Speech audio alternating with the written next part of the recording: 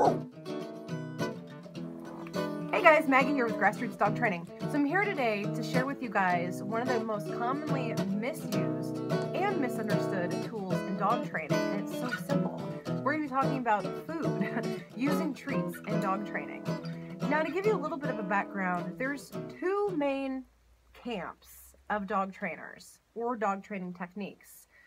The first one believes that you really shouldn't use food in dog training because the dog's only going to learn to work for the food and be overly focused on the food. So when you don't have food, all the training breaks down.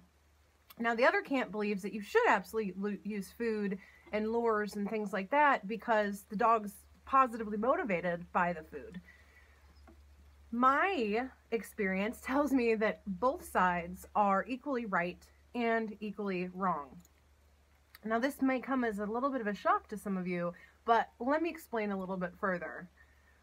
Now, one of the downfalls to how so many different people are trained to use food in dog training revolves around using food as a lure. Just takes the food and places it right in front of the dog's nose, and the dog follows the food around. So you teach your dog how to sit and lay down and do all of these things while placing a lure in front of them.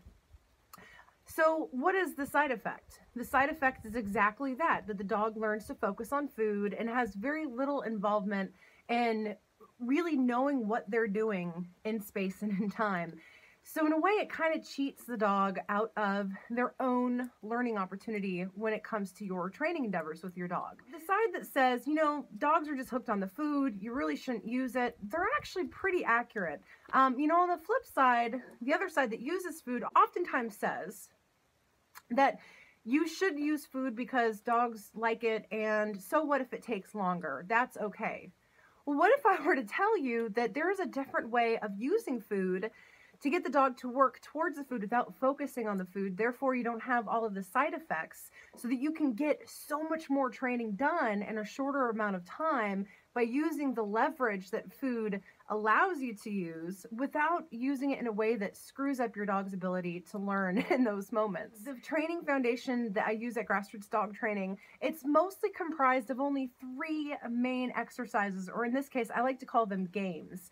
Now, the first one that we teach is a very simple eye contact game, and it is designed in a way to enable dogs to want the food without focusing directly on the food. So I'll be putting out a few more videos and some examples of those 3 foundation games, but I just wanted you guys to ponder this a little bit. If you're stuck, or if you're unsure if you should be using food or not, or if you're already using food, chances are you're falling into this pitfall of the usage of food, and it's not really working for you so much as it's actually working against you. I'd really love to hear what your experience is with using food, and if you've noticed any of these things. Have you used food in an alternative way? If so, please share. I'm curious to know, and I'm sure everybody else would love to hear about your alternative uses of food too.